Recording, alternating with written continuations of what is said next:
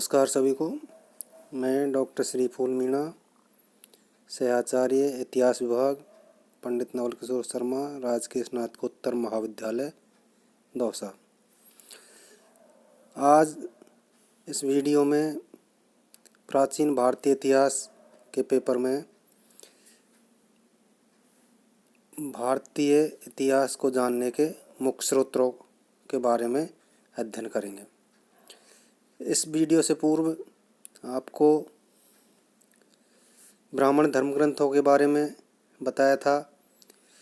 अब इस वीडियो में आपको प्राचीन भारतीय इतिहास के जानने के स्रोतों में बौद्ध धर्म ग्रंथों के बारे में विस्तार से बताया जाएगा। ब्राह्मण साहित्य की भांति बौद्ध साहित्य भी बहुत विशाल है और प्राचीन भारतीय इतिहास के निर्माण में इसका योगदान कम महत्वपूर्ण नहीं है। इस साहित्य ने कुछ ऐसे विषयों पर प्रकाश डाला है जिन पर समकालीन ब्राह्मण साहित्य मौन है। प्रारंभिक बौद्ध ग्रंथ पाली भाषा में लिखे गए थे, परंतु बाद में बौद्ध विद्वानों ने संस्कृत भाषा में भी अपने ग्रंथ लिखे हैं। सर्वप्रथम जो बौद्ध धर्म ग्रंथ है उनमें है पिटक ग्रंथ। बौद्धों के धार्मिक सिद्धांत मुख्यतः पिटक ग्रंथों में संग्रहित है। ये 3 हैं, जिनमें पहला है विनय पिटक, दूसरा सत्तु पिटक और तीसरा अभिधम्म पिटक। 3 संख्या होने के कारण इन्हें त्रिपिटक के नाम से भी जाना जाता है। इनमें विनय पिटक सबसे पुराना है।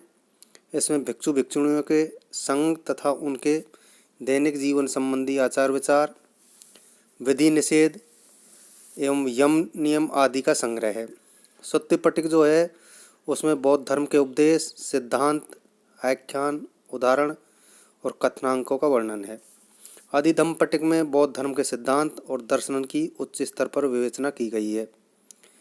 यह ग्रंथ धर्मपरक है, पर इनमें भी बौद्ध के समय के भारत के संबंध में बहुत सी उपयोगी बातें हमें ज्ञात होती है। त्रिपिटकों पर जो भाष्य व टीकाएँ लिखी गई है उनमें अनेक प्राचीन आख्यानों व इतिवृत्त का समावेश किया गया है। दूसरी है जातक कथाएँ। त्रिपिटक के बाद जातक ग्रंथ आते हैं। ऐतिहासिक दृष्टि से जातक कथाओं का बहुत महत्व है। जातक कथाओं में महात्मा बुद्ध के पूर्व जन्मों की जो काल्पनिक कथाएँ हैं वो लिखी हैं, जो अपने समय के समाज का सुंदर चित्र हमारे सम्मुख उपस्थित करती हैं। इन कथाओं में उस युग के अनेक राजाओं का इतिवृत्त भी और कहीं कहीं प्रसंगवश दे दिया गया है। मौलिक जातक संग्रह तो विलुप्त हो गया है, पर इन पर लिखी एक टीका जातक ठट्टवण जो है उसे हमें इनके बारे में पर्याप्त जानकारी मिलती है। जातक ग्रंथों में बौद्धकालीन भारत की सामाजिक, आर्थिक, धार्मिक और राजनीतिक दशा की महत्वपूर्ण जानकारी हमें प्राप्त होती है। तीसरा है अन्नपाली ग्रंथ। इतिहास निर्माण में सहायक अन्नपाली ग्रंथों में 3 ग्रंथ विशेष रूप से उल्लेखनीय माने गए हैं, जिनमें पहला है मिलिंदपनो, दूसरा दीपवंश और तीसरा महावंश। मिलिंदपनो जो ग्रंथ है उसमें यूनानी नरेश मिनेंडर और बौद्ध भिक्षु नागसेन के ऐतिहासिक मिलन और वार्ता का वर्णन है। दीपवंश और महावंश ये दोनों श्रीलंका के प्राचीन महाकाव्य है, परंतु इन दोनों में भारतीय इतिहास की बहुत सी महत्वपूर्ण बातों का वर्णन मिलता है। दीपवंश की रचना 4वीं-5वीं शताब्दी में हुई थी। यह लंका का सबसे प्राचीन इतिहास है। इसमें अशोक तथा उसके वंश का वृत्तांत भी दिया गया है। दीपवंश के करीब 150 वर्ष बाद महावंश की रचना हुई। इसके लेखक का नाम महानाम है। इसमें भी लंका के प्राचीन इतिहास को लिखते हुए अशोक तथा उसके वंशजों और भारतीय बौद्ध आचार्यों के विषय में भी परिचय दिया गया है। दोनों ग्रंथों में ऐतिहासिक घटनाओं के साथ कल्पित एवं अतिरंजित वर्णन पर्याप्त मात्राओं में प्रवेश कर गया है। चौथा है संस्कृत और बौद्ध ग्रंथ। पाली भाषा के अलावा संस्कृत में भी बहुत से बौद्ध ग्रंथों की रचना की गई थी, जिनमें प्राचीन भारतीय इतिहास पर पर्याप्त प्रकाश डाला गया है।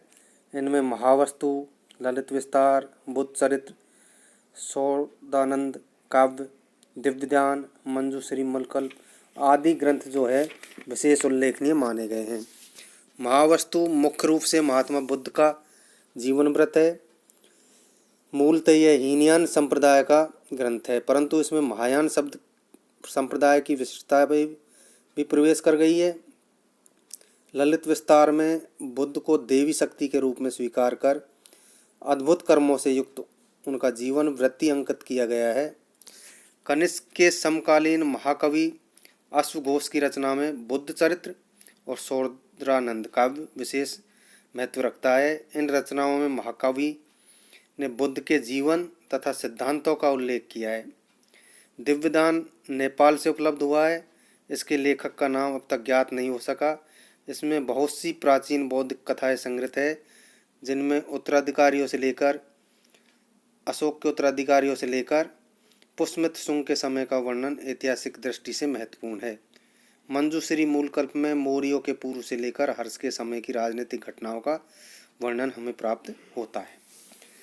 बौद्ध ग्रंथों के बाद प्राचीन भारतीय इतिहास को जानने के स्रोतों में हम अध्ययन करते हैं जैन धर्म ग्रंथ। बौद्ध साहित्य के समान जैन साहित्य भी प्राचीन भारतीय इतिहास के जानने के साधनों के रूप में महत्वपूर्ण कड़ी हमें प्राप्त होती है। ईसा की पहली सदी से छठी सदी तक के काल में अनेक जैन ग्रंथों की रचना हुई, जिनमें परिशिष्ट पर्व, भद्रभाहु चरित्र, जैन आगम ग्रंथ आदि महत्वपूर्ण हैं।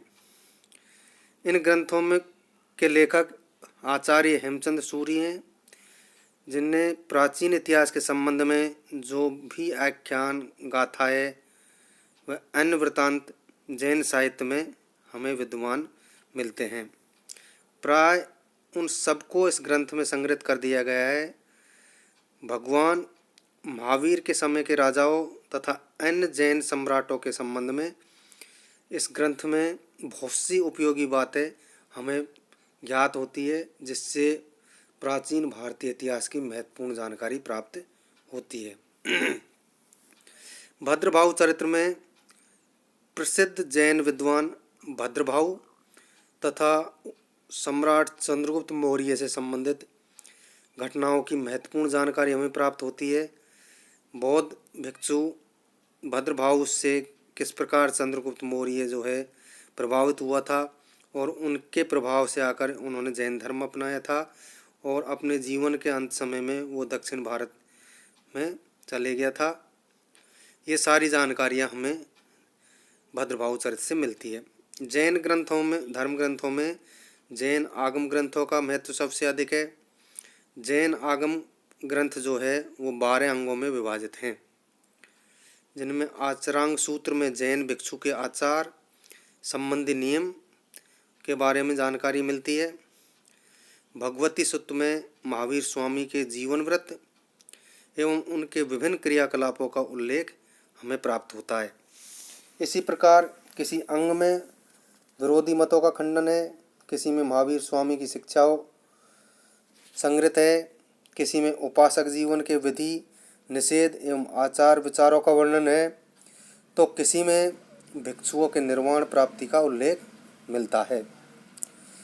बहुत से जैन विद्वानों तथा मुनियों ने जैन धर्म ग्रंथों पर संस्कृत भाषा में कई टीकाएँ एवं व्याख्याएँ ग्रंथ भी लिखे हैं, जिनसे हमें तत्कालीन जीवन की बहुत सी जानकारियाँ प्राप्त होती है। जैन धर्म के अन्य ग्रंथों में कथाकोश, त्रिलोक प्रगति, लोक विभाग, पुष्याश्रव कथाकोश, आराधना कथाकोश, स्थिविराविल, आवश्यक सूत्र, भगवती सूत्र, कालिका पुराण आदि मुख्य ग्रंथ हैं, जिनसे भी हमें प्राचीन भारतीय इतिहास की महत्वपूर्ण जानकारी मिलती है। इन ग्रंथों का अनुशीलन प्राचीन भारतीय इतिहास के लिए बहुत उपयोगी है। विशेषतः 16 महाजनपदों के समय का जो इतिहास है वो इन जैन धर्म ग्रंथों के माध्यम से हमें प्राप्त होता है। इस प्रकार ये भारतीय जो धर्म ग्रंथ है वो हमें प्राचीन भारतीय इतिहास की महत्वपूर्ण जानकारी उपलब्ध कराते हैं।